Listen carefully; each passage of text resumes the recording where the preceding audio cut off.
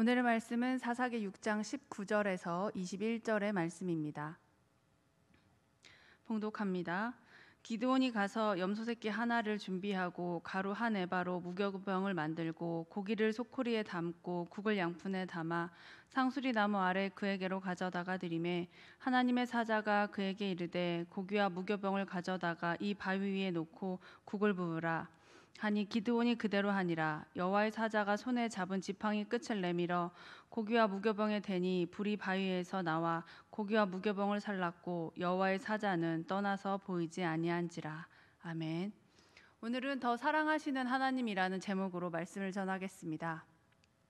결혼 초에 몸이 아파서 엄마한테 전화를 했습니다.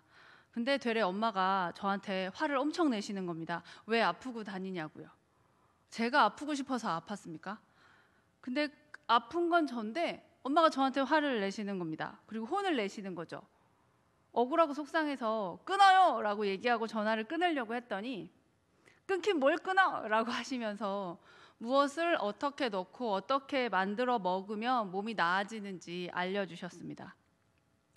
여전히 잔소리를 하시면서 말이죠. 그때는 이해가 안 갔습니다. 내가 아픈 거고 내가 아파서 엄마한테 전화를 한 거니까 아프니 어떻게 아프니 뭐 약이라도 먹었니 하고 위로를 해주실 줄 알았는데 사실 그런 위로를 바라며 전화를 했는데 되레 왜 아프고 다니냐고 혼을 내시고 화를 내셔서 이해가 안 갔습니다. 그런데 키워보니 알겠습니다. 한 걸음에 딸한테 달려오고 싶은데 옆에 사는 시댁 조심스러워서 못 오시는 거죠. 죽이라도 사 먹으라고 하니까 사 먹지도 않고 끓여서 갖다 주고 싶은데 운전을 못 하시니까 지하철 타고 버스 타고 딸한테까지 오시면 아무리 죽을 꽁꽁 싸매고 보낸 가방에 넣어도 식어서 맛있게 먹일 수 없기 때문에 그 마음이 너무 속상해서 뭐라고 하시는 거였다는 걸 알았습니다. 아픈 딸한테 화를 내는 이유가 딸이 아파서가 아니라 아픈 딸한테 아무것도 해줄 수 없는 엄마의 마음이라는 걸 한참 지나고 깨달았습니다. 성경 말씀을 통해서 보면 이게 부모 마음이구나 하는 부분이 있습니다. 바로 사사기 6장입니다. 오늘 본문 읽은 것에도 포함이 되어 있습니다. 기드온에 대한 이야기입니다. 이 본문 읽으면서 기드온이 정말 대단하다고 생각을 했습니다. 훌륭해서 대단한 게 아니고요. 하나님이 시키면 한 변에 네 하고 하지 계속해서 하나님 보여주세요 라고 이야기하는 거죠. 한 번도 아니고 두 번도 아니고 세 번이나 하나님한테 보여달라고 내가 이 일을 해야 되는 이유를 하나님이 나랑 함께 하시는 이유를 보여달라고 생떼를 씁니다. 더 대단한 건 사실 하나님이십니다. 하나님이 시키셨고요. 눈앞에 보여달라고 생떼를 쓰는 기드온한테 뒤통수를 팍 치고 시키면 해! 라고 하실 수도 있는데 기드온이 원하는 대로 세 번이나 그걸 다 보여주십니다. 오늘 본문 뒷편과 앞편에 있는 말씀들을 좀 같이 보려고 하는데요. 먼저 18절입니다. 내가 예물을 가지고 다시 주께로 와서 그것을 주 앞에 드리기까지 이곳을 떠나지 마시기를 원하나이다 하니 그가 이르되 내가 너 돌아올 때까지 머무르리라 하니라. 아멘. 기드온이 하나님께 18절로 요구를 했습니다. 여기 계셔 주십시오 라고요. 알았다 하시는 거죠. 21절에 이렇게 답이 되어 있습니다. 여호와의 사자가 손에 잡은 지팡이 끝을 내밀어 고기와 무교병에 대니 불이 바위에서 나와 고기와 무교병을 살랐고 여호와의 사자는 떠나서 보이지 아니한지라. 아멘. 이렇게 응답해 주십니다. 이게 첫 번째였고요. 두 번째가 기드온이 37절의 말씀처럼 표징을 구합니다. 보소서 내가 양털 한 뭉치를 타작 마당에 두리니 만일 이슬이 양털에만 있고 주변 땅은 마르면 주께서 이미 말씀하신 같이 내 손으로 이스라엘을 구원하실 줄을 내가 알겠나이다 하였더니 요구하는 거죠. 사실 말도 안 되는 요구를 합니다. 양털 한 뭉치를 타작 마당에다 둘 테니까 그것만 젖게 해달라고 하는 거죠. 하나님이 못하실 리는 없지만 너무 말도 안 되는 걸 요구하고 있습니다. 근데 이렇게 요구하는 기드온에게 하나님이 하십니다. 38절 내용 읽겠습니다. 그대로 된지라. 이튿날 기드온이 일찍이 일어나서 양털을 가져다가 그 양털에서 이슬을 짜니 물이 그릇에 가득하더라. 해 주시는 거죠. 기드온에 맞게요. 이렇게 끝나지 않았습니다. 기드온이 세 번째 표징을 원합니다. 39절인데요. 기드온이 또 하나님께 여쭈되 주여 내게 노하지 마옵소서. 내가 이번만 말하리이다. 구하옵나니 내게 이번만 양털로 시험하게 하소서. 원하건대 양털만 마르고 그 주변 땅에는 다 이슬이 있게 하옵소서 하였더니 40절의 말씀으로 하나님이 어떻게 하셨는지 보겠습니다. 그 밤에 하나님이 그대로 행하시니 곧 양털만 마르고 그 주변 땅에는 다 이슬이 있었더라. 아멘. 기드온이 하나님을 아주 귀찮게 합니다. 양털만 적게 해달라고 했다가 양털만 마르게 해달라고 했다가 말이죠. 그런데 하나님은 그대로 해주십니다. 왜냐하면 기드온의 성향을 하나님 너무 알고 계셨던 거죠.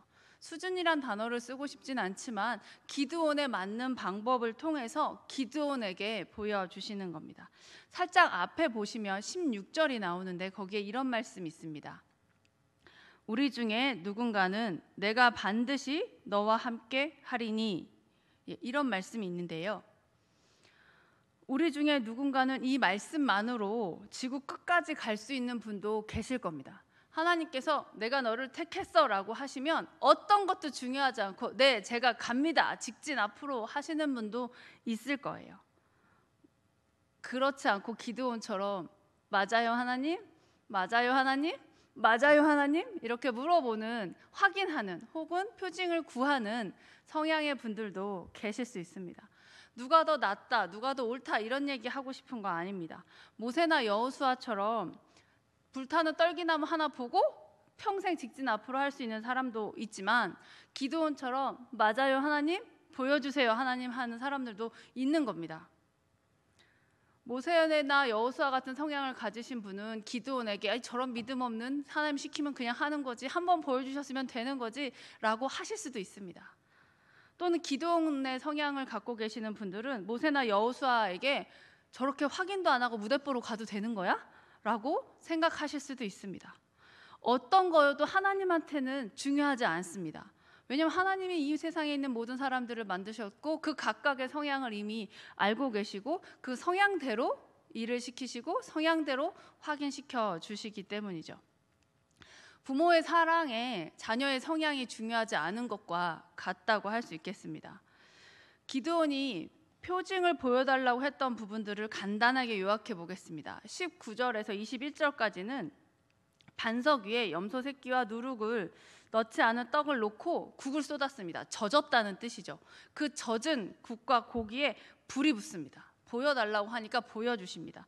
두 번째는 36절에서 38절 우리 같이 본 것처럼 양털 한 뭉치를 가져다가 양털만 적게 해달라고 합니다. 세 번째는 39절에서 40절처럼 땅 다 졌는데 양털만 마르게 합니다. 아주 그냥 하나님은 속도 너무 좋으십니다. 이걸 다 해주세요. 화내지 않으시고. 세 번째 요청을 할 때 기드온은 하나님한테 약간 죄송한지 제가 마지막으로 한 번만 더 구합니다 라고 하면서까지도 구하는데 하나님 정말 그래 알았어, 네가 원하는 대로, 네가 보여달라는 대로 다 해줄게 라고 하면서 정말 표징을 보여주시는 거죠. 하나님 입장에서 기드온 말고 사람이 없었겠습니까? 주변에 정말 많은 사람이 있었을 거예요. 다 부족한 사람들 세워서 하시는 거기 때문에 더 많은 사람 있었을 겁니다. 어쩌면 기드온보다 덜 부족한 사람, 이미 좀 더 나아간 사람, 이미 좀 더 신앙이 깊은 사람도 있었을 겁니다.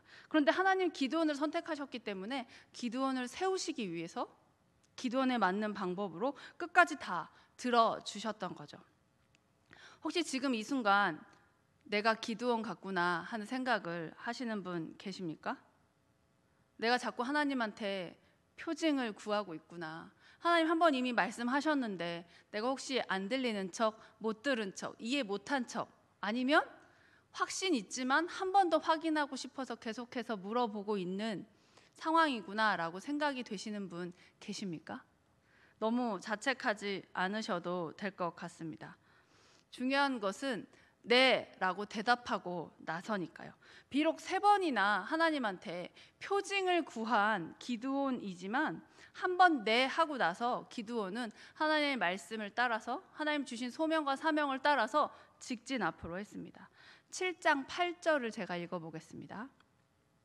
이에 백성이 양식과 나팔을 손에 든지라. 기드온이 이스라엘 모든 백성을 각각 그의 장막으로 돌려보내고 그 300명은 머물게 하니라. 미드안 진영은 그 아래 골짜기 가운데에 있었더라. 아멘.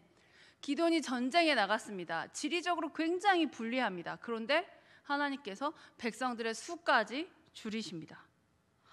이런 전쟁에서 군인들의 수를 줄이시면 안 됩니다, 하나님이라고 하지 않습니다. 하나님 아무리 계산을 해봐도 300명 가지고는 답이 나오지 않습니다 라고 하지 않아요.